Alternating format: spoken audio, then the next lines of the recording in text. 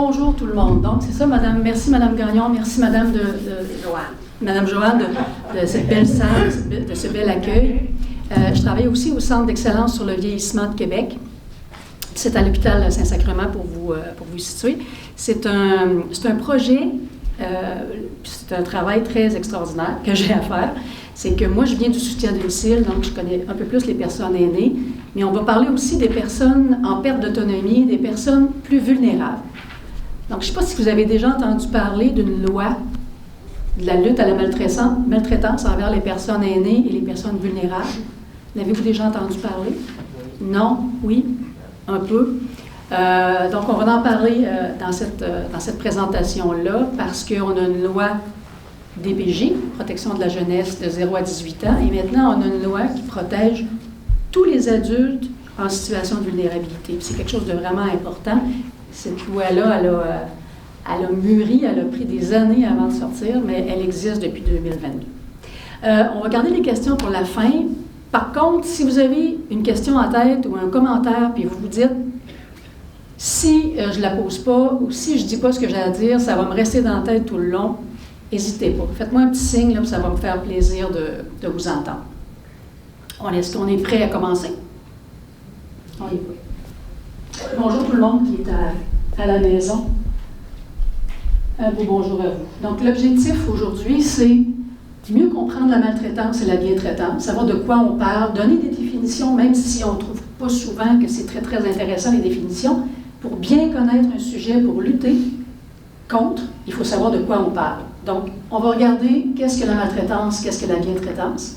On va regarder des indices, des éléments qui nous lèveraient un petit drapeau pour dire « Oups, les personnes que je viens de voir, les situations, ça ressemble à la maltraitance, je l'ai vu dans un atelier, mais il y a des choses qui peuvent nous faire un petit signe que ça peut être de la maltraitance. » Puis connaître des moyens de bientraitance. Puis là, probablement que je ne vous apprendrai pas grand-chose, parce que souvent, on est bien traitant, mais on s'en rend plus ou moins compte. On fait des choses, mais là, on va nommer les choses qu'on peut faire pour être bien traitant envers les personnes qui sont plus vulnérables. Vous en avez autour de vous, vous en voyez des gens. Donc, c'est important de pouvoir nommer ces moments, ces moyens-là et pouvoir avancer. Je vous parle un petit peu de la loi. Il y a quelques années, je vais aider le monsieur qui travaille pour moi en arrière. Je suis dure assez. Il y a quelques années, en 2017, la première loi de lutte à la maltraitance, elle est sortie. C'était beau, c'était une loi, mais elle n'avait pas de montant. Si quelqu'un faisait de la maltraitance, il n'y avait jamais de conséquences, il ne se passait jamais rien. On tournait en rond dans les CLSC, dans les institutions. En 2022, après la pandémie, donc on était sur la fin, Mme Marguerite Blais, qui était ministre à ce moment-là, a travaillé très fort avec beaucoup de monde sur le terrain pour faire une loi, mais la modifier pour qu'il y ait des pénalités, pour qu'il y ait... Donc, cette loi-là aussi, ce qu'elle nous permet de faire comme intervenant, c'est de lever la confidentialité et le secret professionnel. Avant, on voyait une situation, on n'avait pas le droit de parler à nos collègues policiers, pas le droit de parler à nos collègues curateurs publics. Maintenant, dans certaines conditions, on peut le faire, avec l'accord des gens, mais s'il y a des risques de blessures graves, physiques ou psychologiques, la loi nous donne le droit de se parler pour aider la personne, même si elle, des fois, elle ne voit pas comment se défendre, puis elle ne comprend pas à cause des troubles cognitifs ou des choses comme ça. Donc ça, c'est le bout légal. C'est important de le nommer dès le départ. Tout le long de la rencontre, on va parler de personnes qui subissent la maltraitance, puis on va parler de personnes qui font de la maltraitance. Mais vous entendez bien, on ne met pas d'étiquette. C'est dangereux de mettre une étiquette à quelqu'un pour dire « lui, c'est un abuseur » ou « elle, c'est une victime ». On vient d'enlever les droits, de limiter les droits de la personne qui subit des abus quand on parle comme ça. Elle est plus qu'une victime. Elle a des capacités encore sûrement. Elle a le pouvoir de décider certaines choses. Elle peut demander de l'aide. Elle peut avancer là-dedans. La personne qui fait l'abus, bien, ça peut être le petit-fils qui prend les sous. C'est plat. On s'entend tout là-dessus. Par contre, ça peut être la personne aussi, ce petit-fils-là, qui fait les commissions, qui fait le ménage chez la dame ou le monsieur. Donc, on n'est pas que on n'est pas défini par juste l'acte qu'on a fait, mais tous les actes aussi de la personne qu'on est. Puis ces yeux-là qu'on a vers les gens qui posent les gestes d'abus, bien ça, faut penser que la personne peut s'améliorer. Il faut croire au changement. Il faut avoir la foi, puis des fois des petites lunettes roses. Je vous le dis, c'est pas toujours si facile que ça. Mon truc à moi, c'est de les imaginer, les gens qui font des abus, comme s'il y avait 4 ans. À 4 ans, on est beau, on est mignon, on a toute la bonne volonté du monde. Et quand on regarde quelqu'un avec ces yeux-là, ben, c'est plus de chances qu'il y ait des changements que si on les regarde comme si c'était des pas fins. Donc, c'est quelque chose qu'on nomme à tous les ateliers qu'on va donner, c'est d'essayer de ne pas le mettre les gens dans un carcan. N'importe quand aussi, vous avez le goût de me faire un petit commentaire, quelque chose, n'hésitez pas. Le bout de définition, au début, j'aimais pas beaucoup les définitions. Je ne sais pas si c'est un ralent de l'école secondaire. Cette définition-là, tout ce que vous voyez en foncé a été ajouté en 2022. Avant, on parlait de la maltraitance, c'était un geste. Donc, on pensait de la violence physique, on pensait serrer un bras, pousser quelqu'un. Suite à la pandémie, on ne se croit pas de mentir ici, suite à la pandémie, la définition, elle a changé beaucoup. Donc, on a arrêté de parler juste de gestes, on parle d'attitude, de parole, en plus de parler du geste. Parce que des fois, les paroles, ça fait aussi mal, même plus mal, puis une attitude va faire plus mal qu'un geste de violence. À un moment donné, j'étais dans un CHSLD et il y a une dame qui avait la maladie de Parkinson, excusez-moi, je ne suis pas habituée à ce micro-là, elle avait la maladie de Parkinson et elle sonnait pour avoir quelqu'un qui viendrait pour l'aider à aller à la salle de bain. Elle sonne. Moi, j'étais avec quelqu'un d'autre dans une autre pièce, mais je l'entendais. Elle sonnait, elle sonnait, elle sonnait. À un moment donné, il est arrivé une préposée, et quand la préposée est rentrée dans la chambre de la dame, elle a fait Elle n'a pas frappé la cliente, la résidente. Elle n'a pas frappé, elle n'a pas bousculé, elle n'a pas... Mais si on se met à la place de la dame, j'ai un besoin pressant. Cette personne-là, c'est son travail de venir me donner un coup de main. Puis quand elle arrive, comment je me sens? Bien, je me sens trop. Je sens que je suis un poids. Est-ce que je vais appeler la prochaine fois? Je vais-tu attendre trop longtemps? Donc, il y a une blessure qui est faite à ce moment-là. Le défaut d'action appropriée, c'est la négligence. Parce qu'il y a la violence, c'est une chose, mais la négligence fait aussi partie de la maltraitance. Puis ça, c'est quelque chose qu'on n'entend pas habituellement. Ouais, mais il n'y a rien fait, justement. Il n'y a rien fait. J'appelle quelqu'un, puis je dis, votre mère, elle a perdu beaucoup de poids, fait que là, ses vêtements, c'est trop grand. Bouf, quand ça va donner, là, je vais y aller. OK.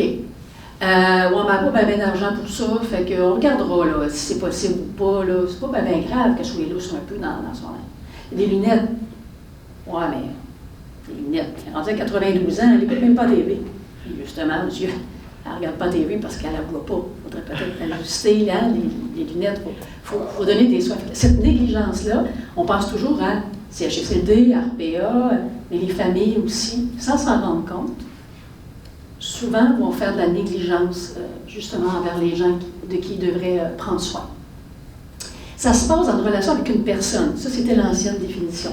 Suite à la pandémie, on est rendu avec une personne, une collectivité ou une organisation où il devrait y avoir de la confiance. Ma mère doit avoir confiance en moi. Je suis là pour elle, il manque quelque chose, elle me pose la question, veux-tu m'aider pour payer mes comptes? J'étais un peu mêlée avec mon accédé, pas de problème, je vais être là, on va le faire comme il faut. Elle doit me faire confiance. Si je joue dans son compte, c'est de la maltraitance. Si je sors d'ici, je me fais voler mon sac, c'est un vol, c'est un acte criminel. Mais c'est pas de la maltraitance. C'est vraiment dans un lien de confiance qu'on va nommer ça. Collectivité, organisation, pendant la pandémie, avec toute la bonne volonté du monde, même si chaque personne voulait aider, voulait protéger les personnes aînées, bien, il y a des règles qui ont limité la liberté des gens qui étaient plus âgés. On oublie vite, mais vous rappelez-vous, moi j'allais à l'épicerie, là, je commençais à avoir les cheveux blancs par la pandémie, là. Il y avait moins de teinture à la mode, et les gens me regardaient comme « Café ici, là? » Hein? Puis il y a les RPA aussi, à partir, les gens qui vivaient dans les RPA ne pouvaient pas sortir quand ils voulaient. Donc il y a des droits qui ont été brimés, tout ça dans la meilleure intention du monde. C'est pour ça qu'on le nomme dans la définition, que ça cause intentionnellement ou non de la détresse ou du tort à une personne aînée ou une personne vulnérable, un adulte en situation de vulnérabilité. Il y a un médecin qui disait à un moment donné, Joël, les fils, là, ils maltraitent pas leur mère, là. C'est arrivé une fois qu'il a serré le bras à sa mère. C'est arrivé une fois. Que ça arrive une fois ou plusieurs fois.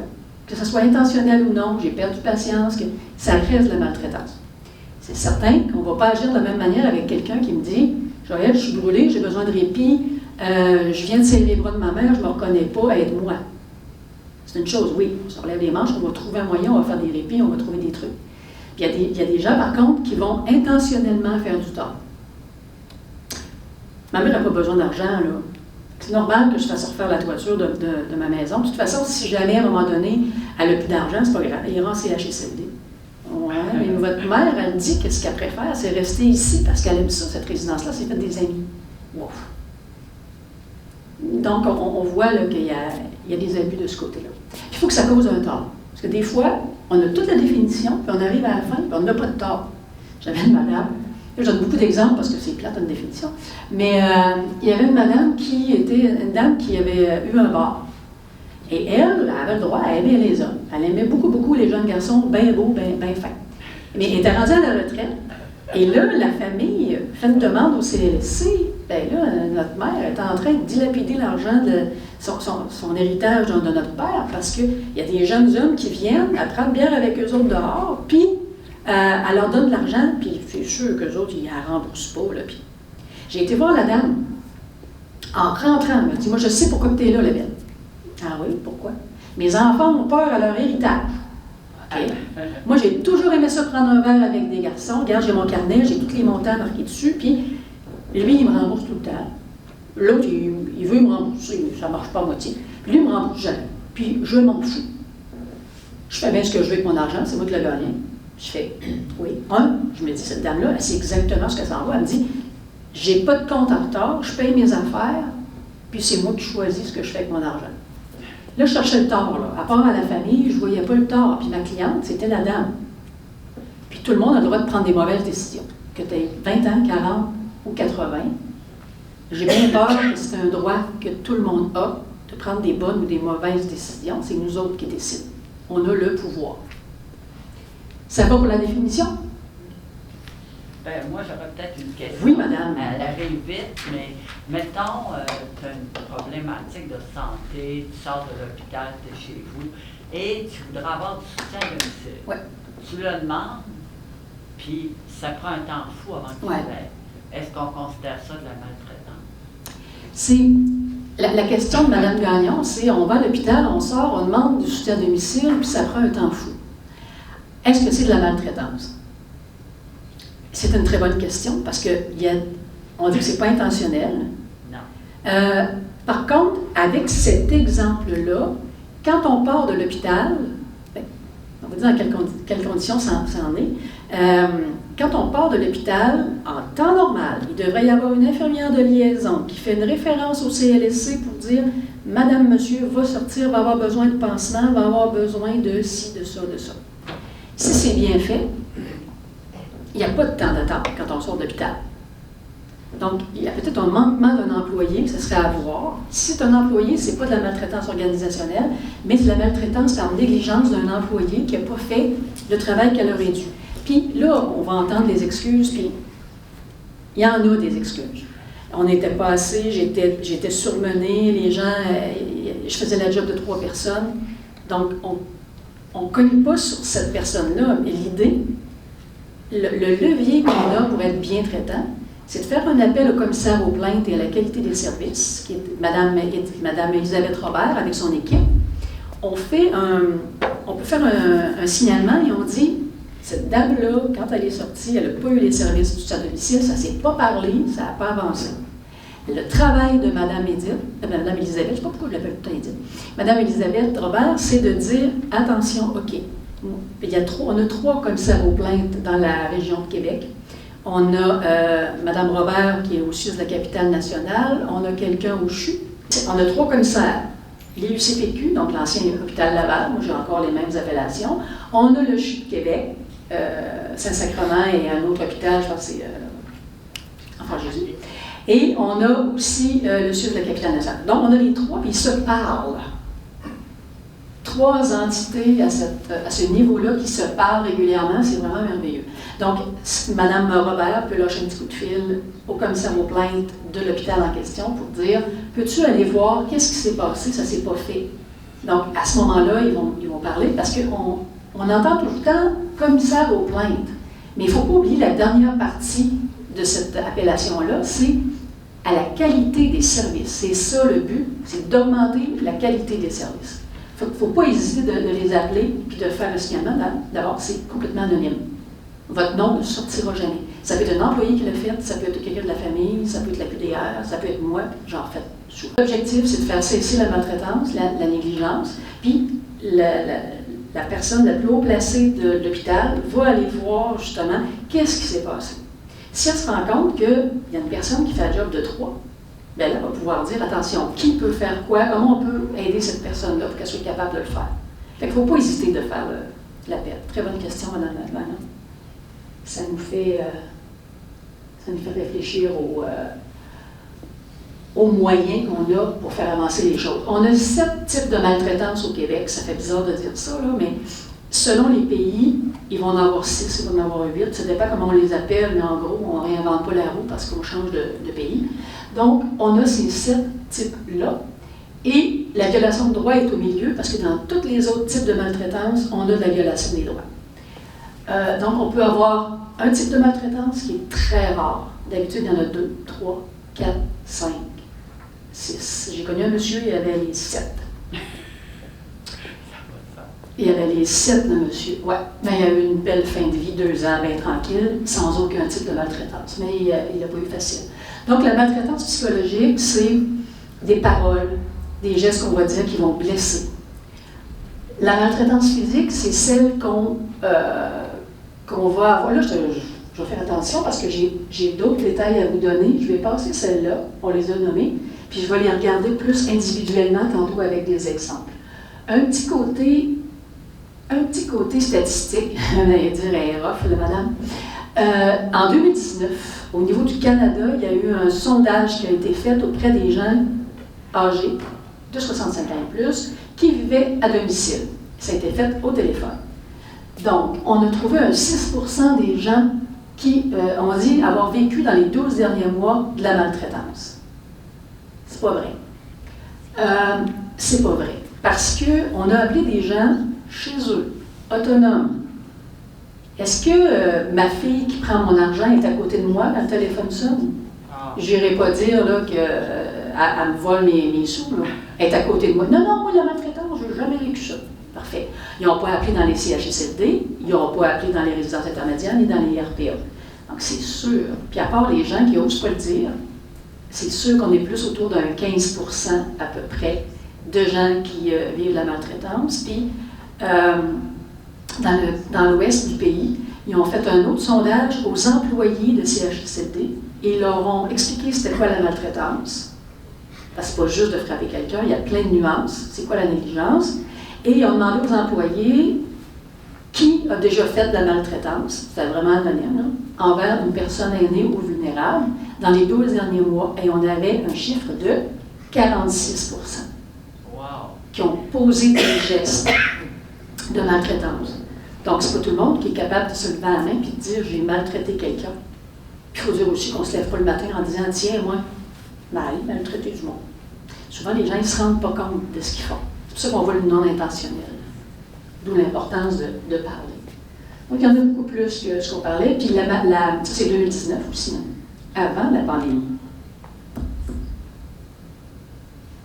On a de la violence, on a de la négligence. Psychologique, j'en ai parlé. Ça peut être crier après quelqu'un, ça peut être brasser quelqu'un physiquement, mais le diminuer aussi, une chance que je suis là, parce que sans ça, il n'y a personne qui voudrait s'occuper de toi, c'est clair. Hein, voyons, c'est tellement lourd, là, c'est quelque chose, s'occuper de toi, là. Je suis bien bonne de faire ça, il n'y a pas personne qui le ferait. Ça vient... les finances. Vous voyez, ça va tout le temps se mélanger. Les finances, moi, j'ai, mettons, 75 ans, j'ai eu un AVC, mon garçon s'occupe de mes sous. J'aimerais ça, Johnny, que tu me montres où est-ce que je suis rendue financièrement. Parce que là, oui, j'ai eu un AVC, mais je comprends encore les affaires. J'aimerais ça voir ça. Je suis rendue où, là? Ça m'inquiète. Qu'est-ce qui a été dépensé? Je n'ai-tu assez pour le restant de ma retraite? Je vais-tu pouvoir aller dans la NRPA? Yann, m'occupe de tes affaires. Commencerai pas à faire des allers-retours à tout bout de champ à la maison pour venir te montrer ce que tu es rendu, là. Je m'occupe de tes affaires pour qu'on sauve du temps, que je puisse t'amener tes petits-enfants. Si il faut que tu vois ça à tout bout de champ, j'aurai pas le temps, et tu ne les verras pas pendant un petit bout, là. La petite manipulation là, qui peut y avoir côté psychologique, on l'entend malheureusement, la menace des petits-enfants, c'est parce qu'on sait que c'est une pogne qui est très, très, très forte pour les grands-parents. Vous ne me direz pas que vous n'aimez pas vos petits-enfants. De ne pas écouter, de ne pas donner d'informations, c'est de la maltraitance psychologique. Ça va encore? Tout le monde est là. Physique, c'est facile. Hein? C'est celle-là qu'on entend le plus parler. On frappe, on pousse. Par contre, la négligence physique. On est dans une RPA, la personne devrait avoir un changement de protection. Ouais, il est 4h moins quart, puis il est bien haïssable, lui. Mais le laisser pour l'autre après. C'est moi qui l'ai fait l'autre fois. Je vais laisser pour l'autre préposé qui va venir tantôt. Donc, je ne la fais pas, j'y vais pas, je ne fais pas l'hygiène. La personne qui rentre à 4h, elle dit hey, c'est pour moi qui va y aller certain. Là. Je veux dire, c'est sûr qu'elle est allée avant. Puis bon. Ça peut faire qu'une personne, 12 heures, 24 heures, n'aura pas les services qu'il aurait besoin. Donc, c'est de la négligence physique, psychologique. On les cumule. Sexuelle, c'est important qu'on en parle parce que quand on entend de la maltraitance sexuelle, on peut penser justement à des agressions sexuelles. Toucher, accrocher. Moi, j'avais un client, un monsieur, lui, il tombait beaucoup. Mais il tombait toujours quand c'était la préposée de 17 ans qui était dans sa chambre. Puis imaginez, non, lui, il se tenait après les seins. Là, ouais, mais j'ai tombé. Ouais, mais là, vous ne tombez pas sur Mme Jordan, non. Hein, vous tombez sur la jeune fille, là, c'est pas correct. Puis vous avez toutes vos capacités intellectuelles, vous savez très bien ce que vous êtes en train de faire. Donc, il y a des gens qui peuvent justement faire des choses comme ça. Puis dans la négligence sexuelle, je ne sais pas ce qui se passe dans la nuit de 64 à 65 ans, mais il se passe de quoi certain? Il y a comme une date de péremption. Pour la société en général, jusqu'à 64 ans, on peut tomber en amour, on peut vivre des belles affaires, on peut avoir des aventures, mais à 65 ans, on dirait que c'est pas possible.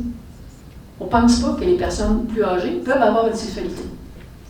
Donc, cet élément-là peut faire justement qu'on va nier la sexualité des personnes aînées et poser justement des gestes de maltraitance.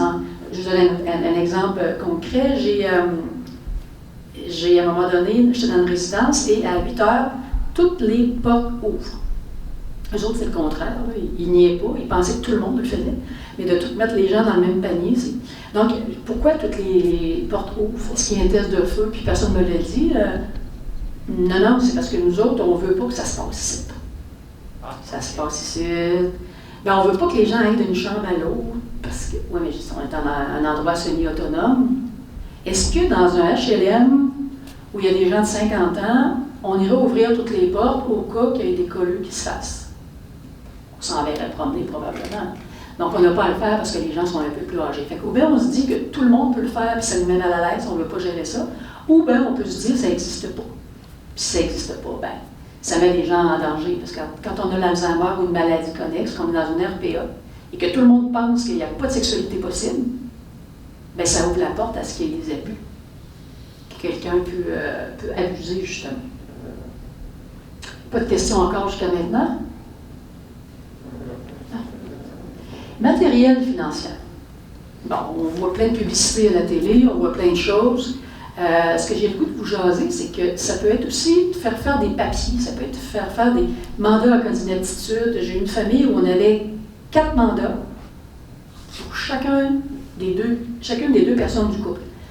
4 mandats dans la dernière année, 4 testaments. Parce qu'il y a une fille qui venait, qui faisait faire le testament à son père, à sa mère, à son nom à elle. L'autre fille arrivait, ben que c'est ça. Non. Elle allait aussi, elle allait voir son notaire, faisait faire les papiers. Mes clients ne s'en rappelaient pas. 4 fois dans la même année, c'est eux autres qui payent les frais. Là. Ça n'a pas de sens. Je ne sais pas comment ça se passe maintenant. Le couple est décédé, mais d'après moi, l'argent va tout passer en chicane avec des avocats. Fait que ça ne va pas plus avancer. Dans la maltraitance matérielle, on a aussi, puis vous n'avez sûrement entendu parler, les fraudes. Oui. On a entendu une fraude grand-père, petit-fils, toutes sortes de fraudes. On se fait passer pour la caisse populaire. On envoie des gens à votre appartement pour, dans la boîte à mal, chercher votre NIP avec votre carte. On envoie toutes les couleurs. Mais le type de maltraitance, le type de fraude la plus cruelle, à mon idée, puis pas rien qu'à la mienne, c'est la maltraitance, c'est la fraude amoureuse, la fraude en ligne. C'est terrible parce que les gens, il ne faut pas penser que, bon, ils sont naïfs. Voir si Brad Pitt tripe sur telle madame. Voir si Lara Fabian récemment, le monsieur qui a passé. C'est parce que les gens ne sont pas plus naïfs une personne qu'un autre. On tombe dans une période de vie où la personne, surtout après la pandémie, les gens étaient seuls, voyaient personne. Là, il y a quelqu'un d'intéressant qui dit « Il est donc bien beau ton profil, j'aime ça, ce que c'est que tu dis. » Bon, pas de mal de me faire dire des belles affaires. Fait que, on y va, il ne demande pas de l'argent la première semaine. Là, il y a un lien qui se crée. Là, il y a quelqu'un qui m'écoute quand je parle. Il y a quelqu'un qui me trouve intelligente. Puis la fois d'après qu'il me parle, il revient sur ce qu'on s'est dit avant. Ça flatte l'ego, ça fait du bien. Ça me rend heureux, ça me rend heureux. Il y a 60%, c'est des femmes qui se font attraper, puis 40% les hommes. On minimise des fois, on se dit, mais peut-être que les hommes ne le disent pas non plus. Peut-être que dans les statistiques, on est égal. Le besoin d'amour, le besoin de reconnaissance, il est là pour tout le monde. Donc, on embarque là-dedans, puis après 1 mois, 2 mois, 3 mois, 6 mois, là, quand ils sentent que le poisson est bien ferré, que la personne est bien accrochée émotionnellement, là, il arrive une badoque. Ah là, je voudrais bien venir te voir, mais là, écoute, j'ai un méchant pépin d'argent, je peux pas, j'ai eu beaucoup de choses à payer, tu peux-tu m'avancer 2000$, puis je vais être bon là, pour te rembourser ça, là, surtout que je vais arriver à Québec. Après ça, c'est une autre affaire. Après ça, c'est une autre affaire. Et là, ça s'enchaîne, et ça s'enchaîne, et ça s'enchaîne. Et on aime. Puis les hommes se font attraper par des belles qualités qu'ils ont de prendre soin de la femme avec qui ils sont. Quand on est en couple, on prend soin de notre femme. On va chercher les valeurs que les gens ont bien ancrées. Fait que là, tu devrais prendre soin de moi. Franchement, je vais aller te trouver, on va se marier, puis toi, tu ne veux même pas m'aider à ce que je m'en vienne. Pas fort. Fait qu'ils vont jouer dans la culpabilité. Ils vont jouer. Et donc, quand on réussit à arrêter ce système-là, puis les gens comprennent qu'ils se sont fait avoir, là, ils ont de la honte, ils ont de la peine. C'est une peine d'amour qu'ils vivent. Puis une trahison. Parce que le sentiment qu'eux vivent, il est réel. L'autre bord, il n'est pas réel. Mais l'amour qu'eux ont, ça, c'est réel. C'est pour ça que quand on dit, si vous avez un ami, une amie, quelqu'un que vous connaissez qui est embarqué là-dedans, le truc, c'est de faire l'inverse de ce qu'on pense. On a le goût d'essayer de convaincre la personne que ça n'existe pas, l'autre au bout du fil. Mais c'est pas ça qu'il faut faire. Il faut juste semer des grains. Bizarre, hein? C'est un avocat français. Il a sa tablette puis son téléphone, la caméra marche pas. Alors, il te demande 500$ des cadeaux à ses enfants. Un avocat, c'est quand même de l'argent, ça. Juste pour que la personne continue à vous parler. Violation des droits, il y en a partout. On viole les droits de quelqu'un quand on fait n'importe quel autre type de maltraitance. Donc, les enfants qui vont prendre les décisions à la place des parents. Là, père et maman, vous êtes dans votre maison, bien, ça sera pas mal mieux que vous soyez en résidence. Oui, on s'occupe de tout, on y va rendu là, il me semble que, ouais, mais c'est parce que nous autres, ça nous inquiète. Puis d'aller au-delà de la volonté de la personne, c'est la violation des droits. Organisationnel, quand on arrive dans une... je vais dire qu'un exemple, ça va être moins grave. Je suis avec une dame, on jase ensemble, elle me parle de certaines situations, et il est 12h15. Et là, elle me dit, oh mon Dieu, je viens de passer en dessous de la table, je ne mangerai pas. Ben, voyons donc. Ben, c'est ce que je lui dis, ben voyons donc. Ben, elle me dit, nous autres, on a des heures, je comprends ça, dans une résidence, il y a des heures, il y a un service à 11h30, à 11h30, midi, puis ben, là, vous avez manqué le vôtre, mais à quelque part, il doit y avoir une petite soupe, il doit y avoir un sandwich. Non, non, non, non. Si on ne va pas à l'heure qu'on est supposé aller, ben on ne mange pas. Ils nous disent, ben tu ne mangeras plus ce soir. Et là, on a de la maltraitance, ça cause un tort, c'est des besoins de base. Et on empêche la personne d'avoir la nourriture. C'est une règle qui est là pour les employés, mais sans tenir compte du tout des résidents qui, eux, payent la note à tous les sens, dans tous les sens. Donc ça, c'est de la maltraitance. Puis on peut le penser en organisationnel. Il y a les CIUS, il y a les CIS, il y a les RPA. Donc ça peut être des règles comme ça. Et on a le devoir, quand on voit quelque chose, quand on est intervenant, on voit quelque chose qui vient de notre organisation. Bon, on a un rôle, ce qu'on appelle l'advocacy, un peu d'avocat du diable, de dire, attention, il y a telle situation, c'est répété. Puis quand on la nomme, que ça ne va pas bien, bien on nous dit, bien, ça a toujours marché comme ça. C'est la pire affaire que je suis entendue. Ça a toujours marché comme ça. Fait que de plus en plus, dans les 7 dernières années, on voit une prise en charge différente dans les organisations. Quand on amène, attention, ça fait partie de la définition de maltraitance que je vois là. Ça fait, oh, attention. Et là, on le réfléchit, puis quand on voit que ça correspond, il y a des choses qui se mettent en marche. Il y a des choses qui bougent. Continue. Questions, commentaires? L'agisme. L'agisme. Avez-vous une idée de que c'est? Oui, hein? C'est de mettre tout le monde dans le même paquet, justement en lien avec l'âge. Je me suis envenue tantôt sur l'autoroute, il y a un char qui m'a dépassé sans flasher puis qui a fait ça de même super vite. Qu'est-ce que je me suis dit? C'était un jeune avec la calotte à l'envers. C'est vraiment ça que je me suis dit. Par contre, si j'ai quelqu'un qui est sur la voie rapide à 50 km/h sur l'autoroute, qu'est-ce que je me dis? T'es vieux, t'es blanche, avec un chapeau. Je vois un monsieur avec un chapeau. Hein? Oui, monsieur, vous avez un magnifique chapeau. Ça vous va bien que je suis sûre, on regardera tantôt. Donc, on fait tout de l'agisme. On en fait tout. Mais il faut en prendre conscience, puis de se rappeler que c'est pas parce qu'on est plus jeune, plus vieux, qu'on a telle caractéristique. Les jeunes, là, c'est pas vaillant. On peut se dire ça. On peut se dire que les jeunes, c'est pas vaillant. Pas vrai. Toutes les jeunes ne sont pas. Il y en a 2 ici, là, super alertes, ça travaille fort. Ils sont intéressés, ils sont là avec nous autres. Ils ne regardent pas l'âge des gens autour, ils sont intéressés puis ils sont là. Je vois plein de monde. Non, on ne peut pas dire toute catégorie, et surtout les personnes aînées. C'est la tranche d'âge où il y a le plus de différence dans les capacités, dans les goûts, on est à la retraite, on fait plein de choses. On a des conditions de santé plus précaires, moins précaires, telle problématique. Donc, on a de tout pour les personnes âgées. De tout. Donc, il faut juste prendre conscience qu'on peut mettre les gens dans une catégorie, mais on essaie d'en prendre conscience de ne pas juger les gens sur leur âge. J'essaie, petite annotation, on peut aussi faire de l'auto-agisme. Je suis un exemple flagrant, je travaille là-dessus.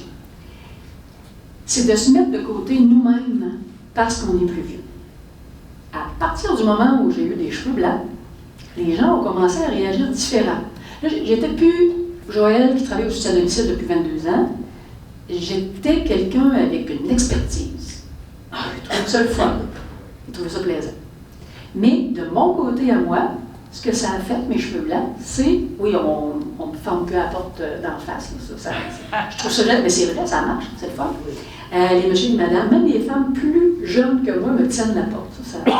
La teinture, des fois, je leur passe. Mais des fois, je peux me dire, telle activité, je ne vais pas la faire, franchement. Je vais arriver là, une tête blanche. Ils vont me regarder en me dire qu'est-ce qu'elle fait là. Ça ne fit pas pantoute. Mais ce que j'aimais il y a 10 ans ou 20 ans, je l'aime encore. Les spectacles, les sports, n'importe. Des fois, quelque part, je me parle. Puis souvent, je dis, quand on me fait un compliment, moi je dis, il a des cheveux blancs, c'est ça. Je travaille là-dessus. Parce qu'on ne reçoit pas juste des compliments dans la vie, il faut les prendre que ça passe. Il y a des conséquences aux gestes de maltraitance. Il y a des conséquences sur les gens qui la subissent. On peut avoir honte. C'est moi qui ai élevé cet enfant-là, je regarde comment est-ce qu'il me traite. Je ne voudrais pas que le monde le sache. Je n'ai pas envie d'en parler, ben. Il y a des gens qui vont s'isoler, il y a des gens qui vont plus être dans les activités, ils vont se tenir à part, ils sont tristes, ils peuvent faire des dépressions, ça va même jusqu'au suicide, ça va jusqu'à se laisser aller, puis dire « Oh, c'est trop lourd pour moi, je ne veux pas le vivre, je ne veux pas mettre mes enfants dans le trouble, je ne veux pas le dire à personne. » Puis naturellement, la pauvreté, ben on ne s'apprend à rien. S'il y a quelqu'un qui vide notre compte au fur et à mesure, c'est clair qu'on va s'endetter puis qu'on va être, ça va aller moins bien. Je vais passer rapidement, je les ouvre toutes, parce que je ne veux pas qu'on manque de temps. Pourquoi c'est si difficile pour une personne qui vit de la maltraitance de demander de l'aide? Pourquoi? Parce que souvent, on va voir une situation, on va dire franchement, lève la main puis on va aller t'aider, ou appelle la police. Méfiance.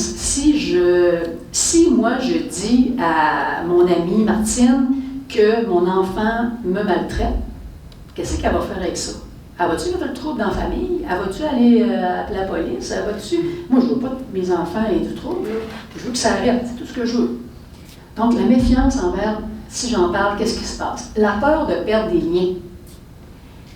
Mon petit-fils, il m'a dit, si j'en parlais à quelqu'un, il ne viendrait plus me voir. C'est plat. Je l'aime, cet enfant-là. Puis je ne veux pas qu'il arrête de venir me voir. Puis je ne veux pas que les petits-enfants ne viennent plus me voir. Et on ne peut pas dire à la personne, ça n'arrivera pas. C'est vrai que ça arrive. Malheureusement, on le voit. Quand la personne parle, que les gens s'en vont. Protection de la famille, l'expression on lave notre linge sale en famille, là, c'est un peu ça. C'est-à-dire, je protège mon monde.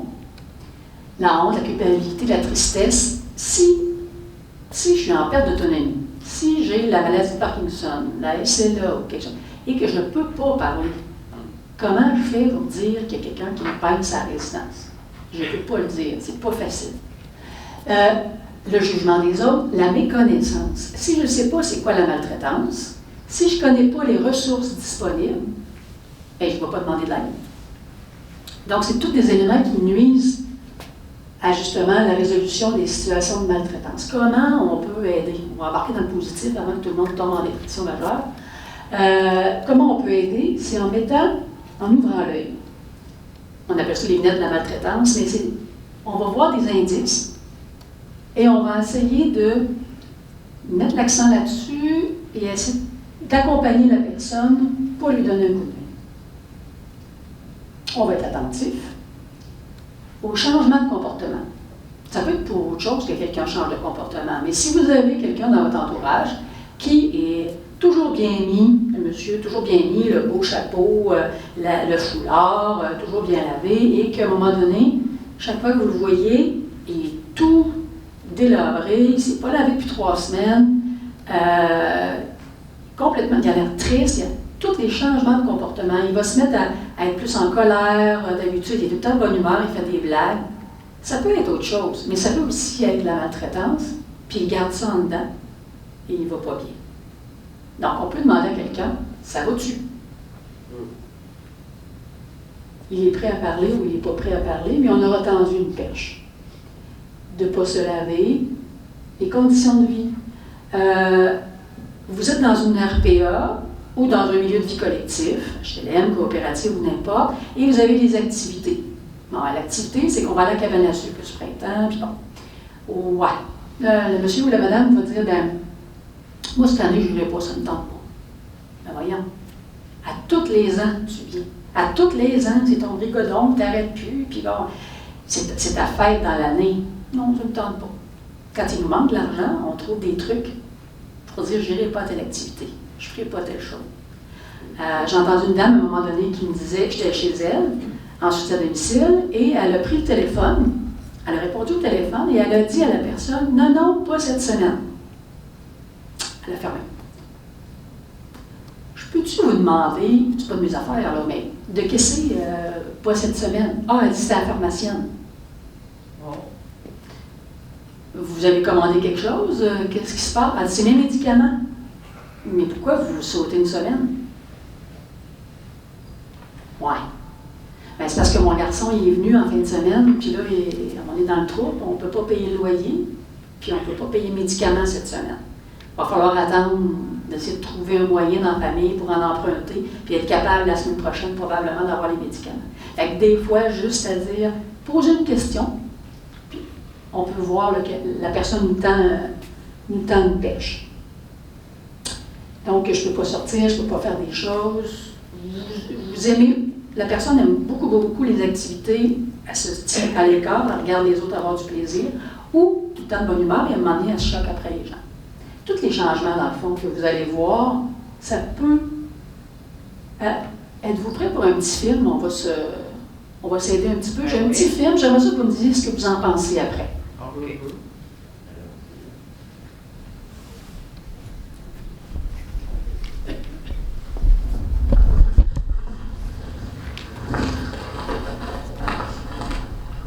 Quelle heure est-il? Il est midi et quart. On va prendre notre lunch après. Où est-ce que j'ai mis ma sacoche? Tiens. Ah. Et quelle heure? Il est midi et quart, maman. On devrait manger?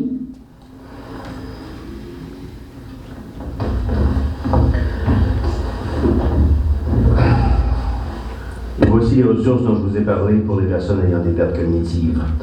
Votre mère en aura besoin de plus en plus au fur et à mesure que la maladie progressera. Assurez-vous qu'elle prend ses médicaments exactement comme ils sont prescrits. Pouvez-vous lui expliquer, s'il vous plaît? Écoutez-moi, ma petite madame, il faut faire plus attention à vos pilules, d'accord? En prendre une au déjeuner. Dites-lui. Vous en prenez une au déjeuner, une à midi et une au souper. 3 par jour seulement, pas plus. C'est important qu'elle comprenne ça. Vous comprenez, ma chère madame? Et ma mémoire, j'oublie certaines choses, puis la nuit, je n'arrive pas à dormir. Il faut prendre des pilules, c'est tout. Assurez-vous qu'elle prend ses médicaments et on se reverra dans 6 semaines.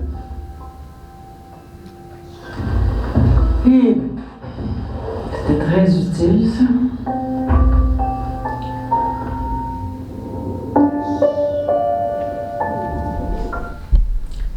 Y a-t-il quelque chose qui vous dérange là-dedans? Ben oui. Le médecin, là, ça n'a pas de bon sens. L'infirmière aussi. Le médecin, l'infirmière, moi je parlais fort parce que j'ai oublié mon micro, là. Le médecin, le ton qu'il prend, Comme si c'était une débile.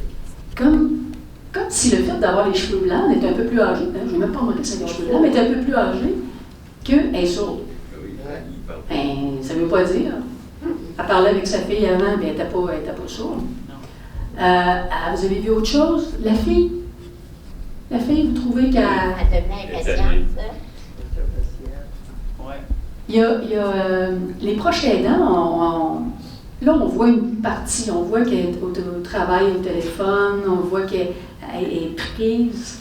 Peut-être qu'elle a par-dessus la tête, peut-être qu'elle est fatiguée, peut-être qu'elle est sèche un peu, peut-être qu'elle veut que le médecin lui parle à sa mère au lieu de parler à elle. Peut-être. Peut-être qu'elle fait de la maltraitance aussi, on ne sait pas. Fait que, de parler fort, c'est de l'agisme, de penser automatiquement que la personne a un problème de ce côté-là. Est-ce qu'il répond à ces questions? Non. Il parle pas. Il ne la regarde pas. Non, il ne la regarde pas, il ne parle pas. Il s'adresse toujours à la fille, tout le temps. Et quand la dame dit « j'ai des inquiétudes médicales », prenez vos pilules. C'est tout. D'être bien traitant, comme médecin, ce serait de parler à madame en premier, de la regarder dans les yeux, de lui dire, de répondre à ses questions, de la rassurer, d'être là pour elle. Puis l'infirmière, de donner l'information, puis les liens, les références qu'elle aurait dû avoir. Ça aurait été bien traitant. Mais là, ça... Et surtout pas de l'appeler ma petite madame. Oh, je m'espérais que ça sorte. Vous n'aimez pas ça, ma petite madame? Faire appeler ma petite madame? L'infantilisme. Ben, est-ce que... L'infantilisation, c'est la maltraitance psychologique. Carrément.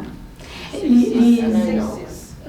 Oui, oui, parce qu'on entend mon petit monsieur, mais ma petite madame, ça, au garage, hein, À tour de bras. à tour de bras. Quand on donne des formations aux employés de RPA, CHSLD ou n'importe, quand à chaque fois, puis je le faisais avec Audrey Walsh, la coordonnatrice régionale, on donnait des ateliers, des formations ensemble, puis je disais, quand on va nommer l'infantilisation, je te gage qu'il y a au moins une personne qui va lever les yeux en l'air et nous regarder comme si on était des clowns. Et à toutes les fois, il y avait minimum une personne qui le faisait. Il y a quelqu'un qui me disait, ben, ouais, mais là, il y a de quoi de pire que ça, là. Mon amour, ma chérie, ma petite madame, mon petit monsieur, on les maltraite pas, là, on les brasse pas, puis on les pince pas. Puis il n'y a pas de conséquences. Ben non, il n'y a pas de conséquences à ça, il y a juste du positif. Je vais vous conter une histoire. Je suis dans une... j'étais inquiète pour une dame parce que son frère m'avait appelé pour me dire ma soeur, elle ne veut plus me voir. Puis j'en ai même pas en chicane. Je comprends pas. Elle dit qu'elle s'est fait un chum, puis elle veut plus que moi et ma femme, on aille la voir. Puis on est les seules personnes dans sa vie. Ben, je vais aller faire un tour. Je vais me garder du temps après-midi, puis je vais aller voir madame, voir comment elle va. J'arrive sur l'étage d'une unité de type prothétique, là, c'était fermé. Donc, j'arrive et j'entends hurler. Il y a deux madames qui se battent. 90 et 85 ans, physiquement, se battent. Bon, l'employé est débordé, il ne veut pas ouvrir la porte. Je finis par lui dire, écoutez, vous allez me laisser rentrer, c'est ma cliente, je la connais, je vais m'en occuper. Elle ouvre la porte, ben, elle n'est pas très, très gentille. L'employé est à bout. J'arrive, je parle avec ma madame, je change les idées, on va prendre une marche. Et là, on découvre qu'il y a un préposé, un monsieur qui venait de l'Espagne ou du Mexique, je ne me rappelle pas. Bref, un beau grand garçon. Franchement, c'est un beau grand garçon. Et ce grand jeune homme, lui, il aimait beaucoup les gens, beaucoup les madames qui étaient là, il avait beaucoup d'affection pour elles, il faisait un service numéro 1. Sauf que, il appelait ma cliente « mon amour ». Oh mon Dieu. Qu'est-ce que ça a fait dans la tête, dans le cœur de ma cliente qui avait la maladie d'Alzheimer avancée? Ben là, je me suis fait un chum, fait que venez plus me voir, elle veut pas de temps parler. Donc, elle refusait toute visite. Mais l'idée, c'est que lui, il appelait ma madame « mon amour », mais il appelait l'autre madame « ma chérie ». Donc, les deux sont tombées amoureuses de ce beau grand garçon-là. Et là, quand ils ont été témoins, les deux, de mon amour et ma chérie, là, il a batterie. C'est mon chum, non, c'est le mien. Fait que, ça a l'air d'une anecdote. Mais il y a un monsieur, moi je travaille au Centre d'excellence sur le vieillissement de Québec et des fois je remplace les gens et je remplaçais la travailleuse sociale. Et il y a une demande qui est rentrée pour un monsieur qui avait des comportements sexuels inappropriés. Ça arrive et on travaille à voir c'est quoi le besoin qui n'est pas répondu. En tout cas, on analyse tout ça et rapidement, on a fermé le dossier. Le monsieur, il donnait une tape aux fesses à une seule infirmière auxiliaire. Il était respectueux avec toutes les autres. Déjà, là, tu te dis, c'est pas le monsieur le problème, il y a quelque chose d'autre là. Et en réfléchissant, on a réalisé que l'infirmière auxiliaire appelait monsieur mon amour. Ah. Ben, mon amour, lui, le monsieur, instinctivement, quand une femme l'appelle mon amour, c'est parce qu'il est avec. Fait qu'il donnait une petite tape affectueuse aux fesses de l'infirmière. Quand elle a arrêté de le dire, il a arrêté de le faire. Donc, il y a des conséquences beaucoup plus larges que de juste dire, il n'y a pas de conséquences, je l'appelle mon amour, ma chérie, puis elle est contente. Oui, il est content. Et les deux madames qui s'étaient battues, ce qui a brassé encore plus après, c'est les hommes. Les hommes résidents ont commencé à dire, ouais, nous autres, on trouve ça ordinaire. Qu'est-ce que vous trouvez ordinaire? Bien, les femmes, eux autres, là, ben, ils dansent des slows avec les madames qui travaillent là, ils font des danses, ils se touchent, ils se donnent ils se bécotent. Nous autres, là, pas de claque virile, puis pas de belle façon. Nous autres aussi, on aime ça se faire toucher, serrer la main, puis une petite tape sur l'épaule, puis pas juste ça. Et ça aussi, on nomme. Quand on travaille dans une résidence, c'est sûr que notre cœur fait qu'il y en a qu'on aime plus que d'autres. On va se faire de mentir, j'ai mon top 5. Moi. Mais on ne montre jamais ça. On s'arrange pour que tout le monde soit sur le même pied d'égalité. C'est monsieur, madame pour tout le monde. C'est les mêmes yeux aimants, c'est les mêmes services à tout le monde. Et comme ça, on évite d'avoir un chéri, mon amour, ma pitoune, mon pitou, qui va faire du mal, dans le fond, qui va faire de la peine au monsieur qui, lui, n'a pas ça, qui va faire de la peine à une dame qui pensait qu'elle avait trouvé l'homme de sa vie à 90 ans. Hein? Fait qu'il y a des conséquences là-dessus. Un autre petit vidéo? OK. OK.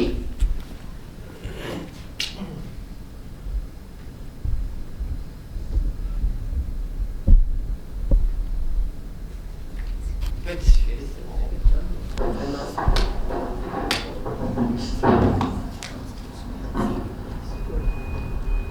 Je sors. J'ai besoin d'un peu d'argent. Je peux pas continuer à me donner de l'argent.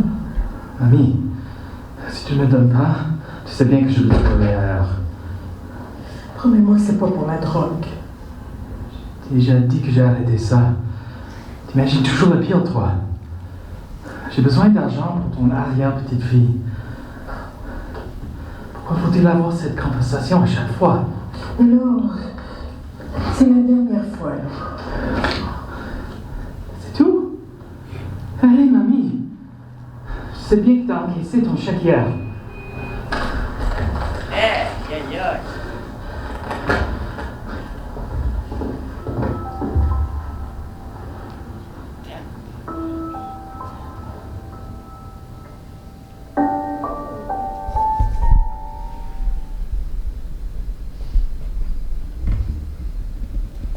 Comment on va? Qu'est-ce que vous avez vu là-dedans? Comment vous vous sentez? Fâché. Fâché, hein? Ben, écoute, il n'abuse au moins. C'est fâchant. Quand on voit des situations de maltraitance, ça nous fâche. Qu'est-ce que vous avez vu de pas correct? Ben, de la pression. Une pression. T'as eu ton chèque. Manipulation. Ouais. La manipulation avec la petite fille. Puis on entend une klaxon en arrière. Il y a quelqu'un qui attend après la pression. Ça amène ça. Je vous ai entendu réagir quand il a pris l'argent dans le portefeuille. C'est du vol, ça. Oui, c'est du vol. C'est C'est une du agression. vol. de C'est une voir- agression, c'est un acte Ouais. criminel. là. Parce qu'elle voulait, C'est un acte exactement, criminel. c'est un acte criminel. Là, on n'est plus dans les petites affaires.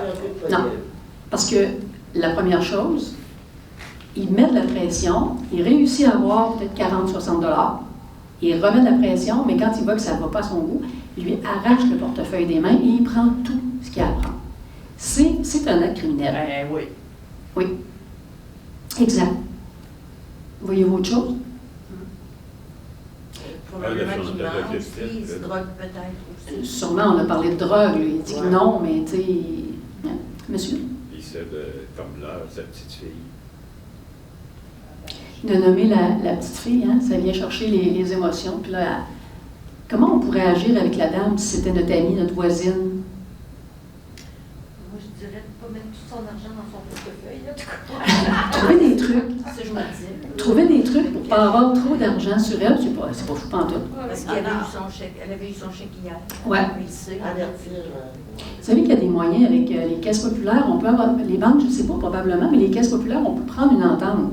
Dépôt direct. Dépôt direct et voulez-vous ne pas me laisser sortir plus de temps Ouais, par semaine? ouais. Ça peut se faire. Ça peut, on peut trouver des moyens là, pour être capable de limiter, mais c'est bien d'en parler à quelqu'un d'autre pour, oui. Juste avertir le personnel aussi, là, que ton fils a ce problème.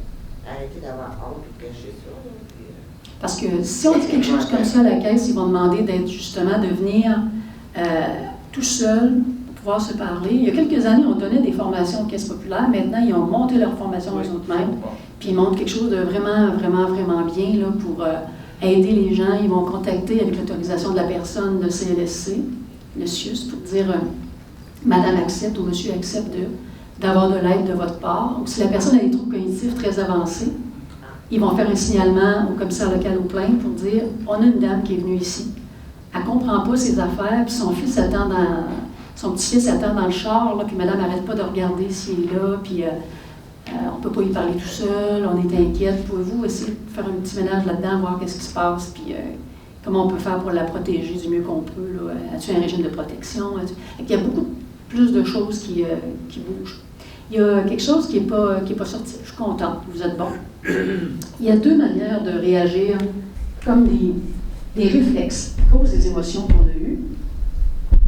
les premiers réflexes, le premier, c'est de dire, ben, j'ai rien vu, j'ai rien entendu.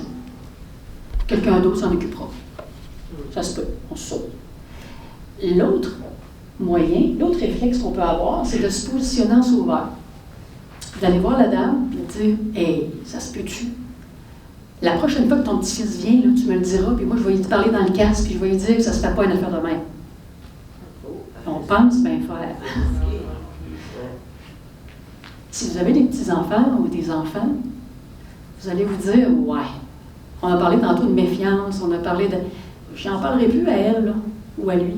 J'en parlerai plus à pogner les nerfs, elle peut aussi bien appeler la police, puis faire plein de troubles, on n'en parlerai plus.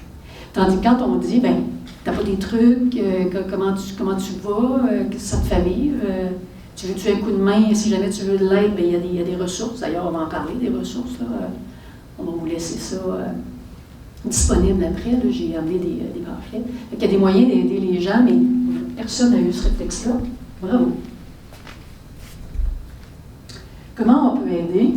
On peut en parler des professionnels. On peut appeler la ligne aide, je vais le dire comme il faut, ça a changé, aide adulte, maltraitance. Non, je ne l'ai pas. Ligne aide, maltraitance, abus.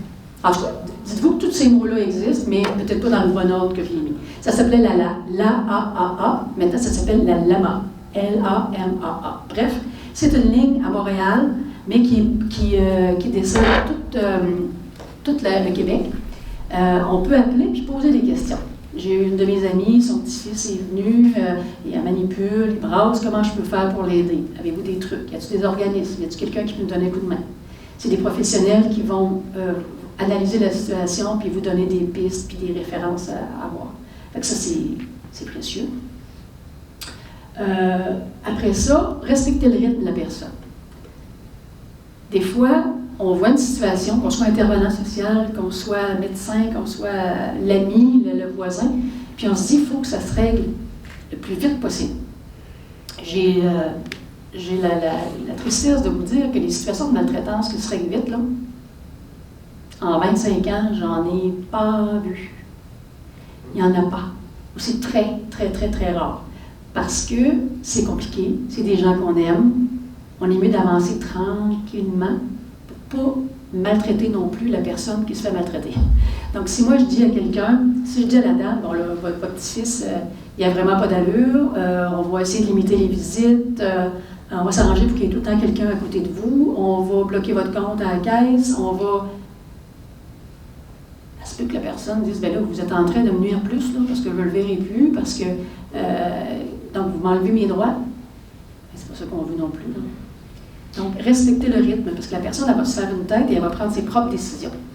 Donc, au lieu de se fier sur quelqu'un d'autre pour gérer la chose, bien, excusez-moi, c'est elle qui va gérer la situation elle-même avec de l'aide. On va créer un lien de confiance. Je suis là pour toi. S'il y a quelque chose, à un moment donné, tu veux parler à l'intervenant, tu me le dis, quelqu'un du CLSC ou n'importe, puis je serai là avec toi. Je ne t'abandonne pas. On donne de l'information, puis je vous dirais que d'écouter, ça a l'air fou, hein? Mais d'écouter, là, c'est vraiment merveilleux parce que la personne, se sent importante, elle peut vider son sac, elle sait qu'on ne porte pas en peur personne, mais on est là pour lui donner un coup de main. Ça aide énormément. Je sais que je fais des bruits bizarres. Ça, je trouve ça intéressant. C'est pas moi qui l'ai fait, là.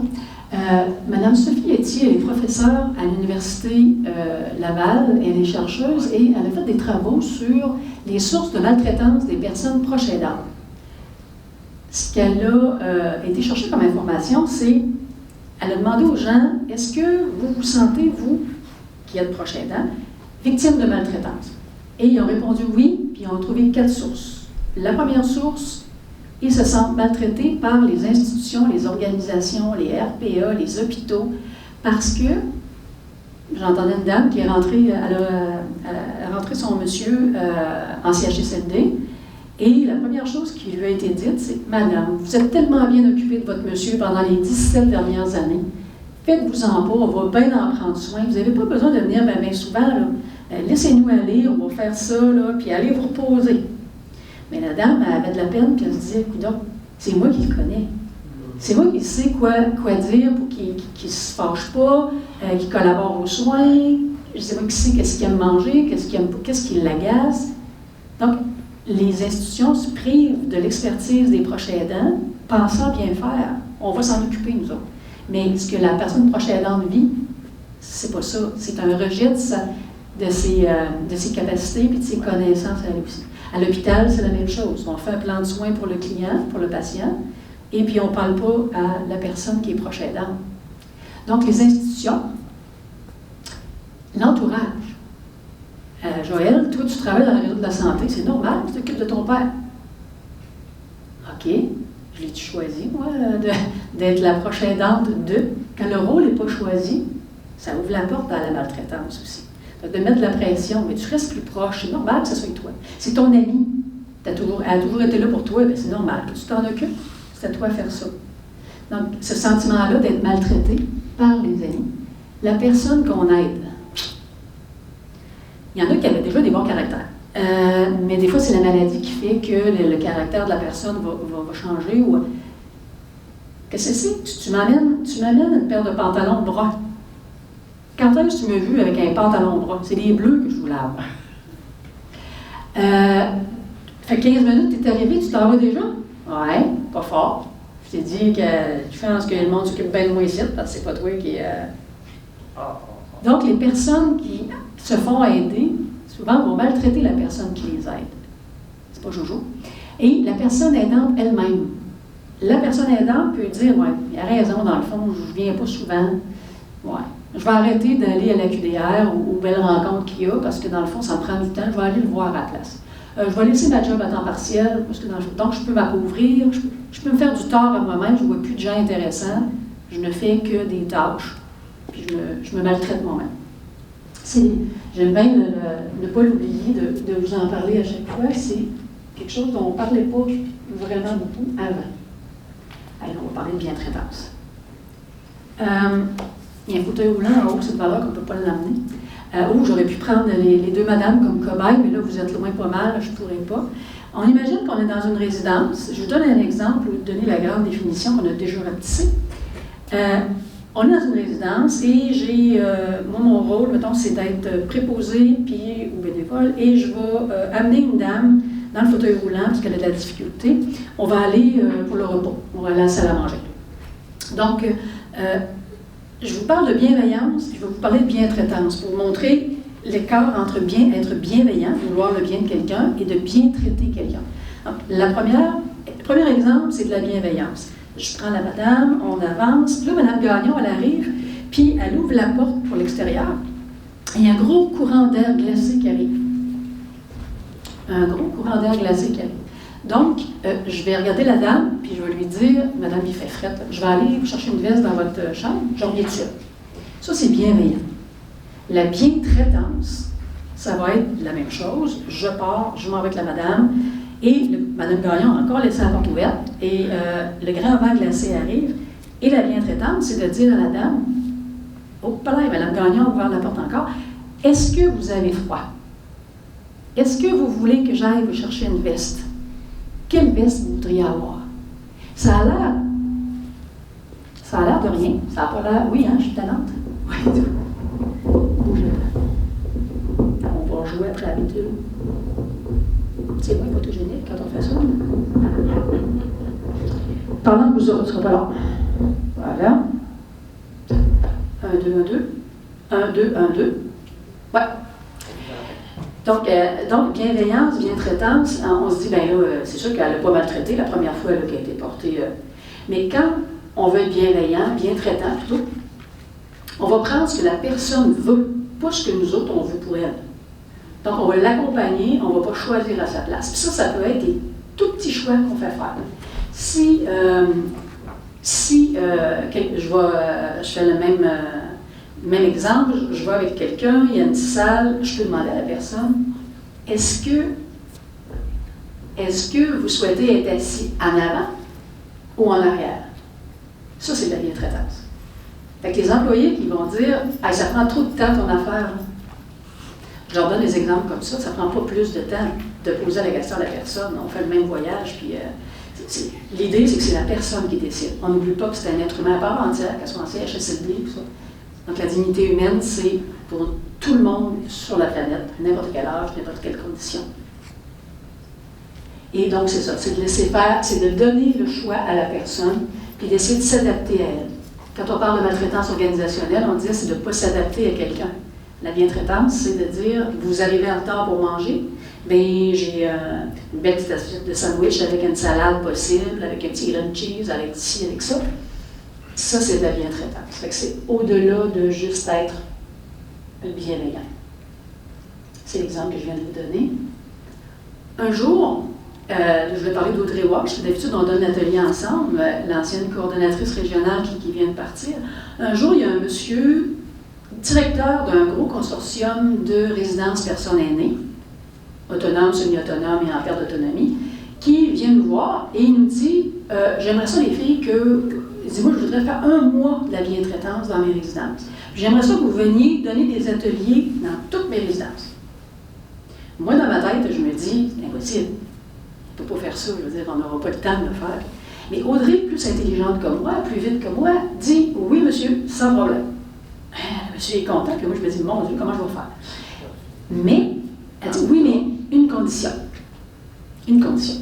Si vous remplissez cette condition-là, vous nous appelez, puis elle dit moi, je m'engage à libérer 1 mois de mon horaire. Mon Dieu, t'es content. C'est quoi?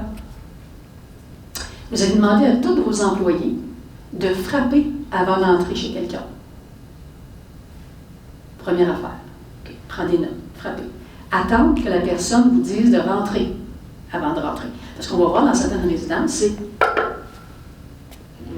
non. La personne est chez eux. C'est sa maison, c'est son appartement. Elle paye pour. On ne fera pas ça que le 3e voisin, il a rentré sans. Faire ça puis rentrer, là, puis il va appeler la police, je veux dire. Donc, on frappe, on attend que la personne nous dise de rentrer. Une fois qu'on est rentré, on regarde la personne dans les yeux, on lui dit comment on s'appelle, qu'est-ce qu'on vient faire là. Là, ça a l'air niaiseux, ce que je suis en train de dire là. Mais on le regarde, bonjour, je suis Joël, je viens vous aider pour votre hygiène. Le moment est bon. OK. Puis je dis vous. Je ne dis pas dessus, pas ma petite pitoune, mon petit pitou, je dis vous. Fait que là, il prenait des notes, mais plus il prenait des notes, plus il y avait comme un V ici qui se faisait, les sourcils, là. Fait qu'on dit, on attend de vos nouvelles. Ça fait 2 ans. Ah, il ne nous a pas rappelé. On n'a pas eu une nouvelle de lui. Jamais. Vous l'avez barré, réel.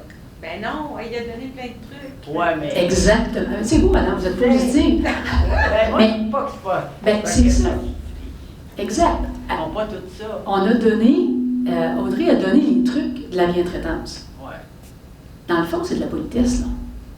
C'est basique. On ne ferait pas des gestes de même si on était avec quelqu'un de 40 ans, 3e voisin, il ne nous a jamais vus ou il ne se rappelle pas qu'il nous a déjà vus, puis qu'on va rentrer, puis on va aller dans sa salle de bain, puis on va dire venez-vous-en, déshabillez-vous. Non, on ne le ferait pas. Mais ça a fait prendre conscience à ce monsieur-là que dans le fond, il y avait du chemin à faire. Ben, énormément. c'est sûr. Mais je rêve encore qu'il m'appelle puis qu'il soit vraiment dans le jus pour le printemps.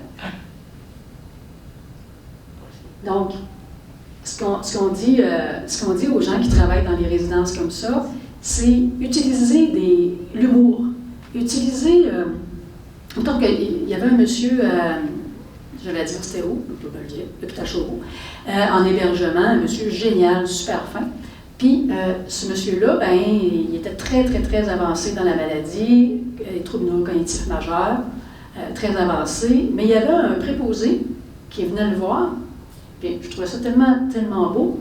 « Hey, bonjour, monsieur Mattel, comment ça va? Avez-vous écouté le hockey hier soir? Je te dis que les Canadiens en ont marre une maudite. » Bien, ça a l'air fou, là, mais ça faisait tout le bonheur du monsieur. Il y a quelqu'un qui s'adressait à lui, il fait partie de la société.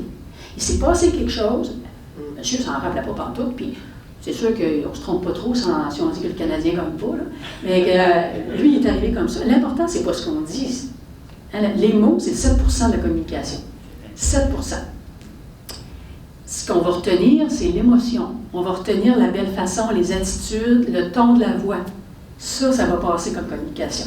Donc, ce qui passait comme communication, comme idée, c'était « Je vous reconnais comme être humain à part entière, j'ai le goût de faire une blague avec vous, de jaser avec vous, de partager quelque chose. » Puis le monsieur, après, il était de bonne humeur, et probablement qu'il ne se rappelait pas pourquoi il était de bonne humeur. C'est pas grave. En dedans, il se sentait apaisé, il se sentait bien, il se sentait heureux. Ça ne coûte rien, ça ne prend pas de temps non plus. Donc, de parler, de regarder la personne dans les yeux, de discuter avec elle. De faire avec et non pour. Là, pouvez-vous me donner l'heure, Madame Gagnon ou Madame... Il est 3h moins 2. Ça va bien, ça va bien. J'ai le temps de ma petite histoire. Faire avec et non pour. Les employés vont souvent nous dire, ça prend moins de temps faire l'hygiène de ma madame ou mon monsieur, de tout faire à sa place, que d'attendre et de donner à des barbouillettes, puis expliquer. Il faut mouiller à des barbouillettes, il faut mettre du savon, parce que les étapes, il faut toutes les détailler comme ça. Ça prend trop de temps, fait que je fais tout. C'est pas... On comprend que c'est le temps, là. La personne, tout ce qu'elle est capable de faire, il faut essayer de le... J'ai une petite question pour vous autres. Mettons que il y a un professeur, un chercheur belge qui a donné une conférence sur les formations, puis donnait plein de trucs. Et j'ai retenu une chose. Et il disait, est-ce que vous savez, est-ce que c'est mieux d'avoir des garçons ou des filles comme enfants pour risquer d'avoir l'Alzheimer ou de ne pas l'avoir, les troubles cognitifs? Autrement dit, si j'ai des filles, j'ai-tu plus ou moins de chances d'avoir l'Alzheimer? Y a-t-il un lien là-dedans? Et lui, il disait, oui, il y a un lien. Est-ce que vous savez qu'est-ce qu'on serait mieux d'avoir comme enfant pour nous préserver des troubles cognitifs? Pas d'idée? De ne pas en avoir. Donc, je suis correcte. Oui? Avoir un médecin. D'avoir un médecin, mais des enfants comme tel, oui, madame? Moi, j'aurais dit plus des filles, étant donné qu'on est comme plus, on est moins téméraire que les garçons. OK. Vous dites qu'on a plus de chances, si on a des filles, de ne pas avoir de troubles cognitifs. Oui. Là, c'est plate, je vais tout vite te dire. Je vais tout vite te dire que c'est pas ça. C'est pas ça, c'est d'avoir des garçons. Comment ça? Et là, je me suis sentie visée. J'ai fait, oh mon Dieu, il faut que je m'occupe de ma mère. Plutôt que j'arrête de m'en occuper. Si vous avez des filles, quand les filles vont voir le parent, qu'est-ce qu'on fait? On fait le ménage, on fait des commissions, on aide à payer les comptes, on aide à préparer les repas et on fait beaucoup de choses à la place de nos parents. Puis il disait, les garçons, eux autres, ils amènent de linge sale. Bien, Pour leur femme. comment la madame se sent quand son garçon arrive avec du linge sale? Prendre soin de toi, mon beau garçon. Aller faire ton lavage. Qu'est-ce que tu aimerais manger? Là? Je sais que tu aimes ça, toi, du pâté chinois, là, comme je le fais, là, avec une petite pâte dessus, du fromage. Va tout te faire tes lunchs. Donc, la personne est en action et ça éloigne les troubles cognitifs. Si elle a une prise en charge, qu'elle ne se laisse pas. Et là, j'ai fait comment, mon Dieu? J'ai conté ça à ma mère, elle a dit, ouais, je voulais t'en parler. Si tu restais ici, proche de chez nous, je me laisserais aller. Elle me l'a nommé. Tu viens, tu vas à la caisse à ma place, tu fais l'épicerie, tu fais telle affaire. Fait qu'à cette heure, je rentre dans la maison, puis j'attends. Hey, qu'est-ce qu'on fait à souper, Joël? On va faire quelque chose. Veux-tu qu'on aille à la poissonnerie? Hein? C'est le fun. On est en Gaspésie, on n'a pas de poissonnerie pas loin. On pourrait aller chercher des ci, des ça. Fait que là, on le fait ensemble. Avant, je la laissais coucher sur le divan et moi, je faisais tout. Je pensais l'aider. Fait que je travaille sur moi. Fait que, mais vous pouvez avoir des garçons aussi, là, puis des filles aussi, c'est pas grave. Donc, on est mieux d'avoir un garçon qui s'occupe pas de nous autres. On est mieux d'un garçon qui ne s'occupe pas de nous autres, mais qui ne nous fait pas trop de mourons non plus. Parce que quand on s'inquiète, on n'est pas heureux. Hein? D'après moi, ça raccourcit la vie, ça, plus que les troubles cognitifs. Il y a des choses, j'ai tendance à parler pas mal, fait qu'il y a des choses sur les diapos, on regarde le respect du choix, on parle des mauvais choix que les gens peuvent faire, puis qu'on va assumer, puis d'accepter que les gens peuvent refuser aussi. Quand on dit respecter le rythme, ça se peut que la madame qu'on a vue tantôt avec son petit-fils, quand on va dire, regarde, je pourrais te donner un coup de main, ça se peut qu'elle dise, je te remercie bien. Ça se peut. Mais nous autres, on garde le lien de confiance. La journée qui est prête, on est là. Les références, qui peut me donner un coup de main? C'est bien beau tout ce qu'on a dit, là, mais qui peut me donner un coup de main? La ligne aide, maltraitance, adulte, aîné. Je suis contente. Donc, c'est ça que vous pouvez appeler. Puis éventuellement, il va y avoir des postes un peu partout au Québec. Si les personnes sont connues du CLSC, du CIUS, la LAMA, c'est parfait. Si les gens ne sont pas connus, la LAMA va transférer les demandes des gens non connus du CIUS ou du réseau de la santé au programme Sortir de l'ombre. Puis Sortir de l'ombre, c'est moi. Fait que, puis je travaille en collaboration avec justement le CLSC puis les intervenants de tous les programmes. Donc, on trouve un moyen de faire un filet de sécurité pour les gens. Même quelqu'un qui serait dans la rue. On a eu une dame qui était dans la rue, fraude amoureuse. Elle n'avait plus rien. 82 ans. Et on a trouvé des pistes de solutions pour elle et elle a eu vraiment de l'aide et elle est très bien, merci aujourd'hui. Donc, le commissaire aux plaintes et la qualité du service, qui peut nous donner un coup de main. Le programme Sortir de l'ombre, là, j'ai laissé les coordonnées, mais en haut, j'ai amené les petits... Après la rencontre d'asseoir, vous vous dites, moi, il y a de quoi qui me turlupine, j'aimerais ça en parler à quelqu'un, mais là, je me dis, dans quoi je m'embarque? Vous pouvez m'appeler. J'ai une ligne. Il y a juste moi qui prends les messages. Je n'ai même pas besoin de vous nommer. Je prends pas... J'ai pas de... J'ai des statistiques, mais j'ai pas de notes, de dossiers, de noms. De toute façon, j'ai zéro mémoire pour les noms. Donc, il n'y a pas de danger de ce côté-là. Et vous pouvez dire, ben, écoute, qu'est-ce que je fais avec telle situation? Est-ce que c'est grave? Ça serait quoi mes pistes? Puis ça me fait plaisir de réfléchir avec vous autres. Je n'ai pas toutes les réponses, naturellement. Je ne veux pas non plus. Mais si je n'ai pas la réponse, justement, on va consulter d'autres personnes, on va réfléchir ensemble, puis on va essayer de donner un coup de main à la personne selon son rythme. Puis sinon, à vous qui êtes là pour seconder. J'ai marqué responsable de l'organisation. Ce serait vous, Mme Gagnon, ça? Puis votre équipe. Ouais. Si jamais on a des questions, vous pouvez faire le lien avec nous, justement. Facile. On se voit régulièrement de toute façon.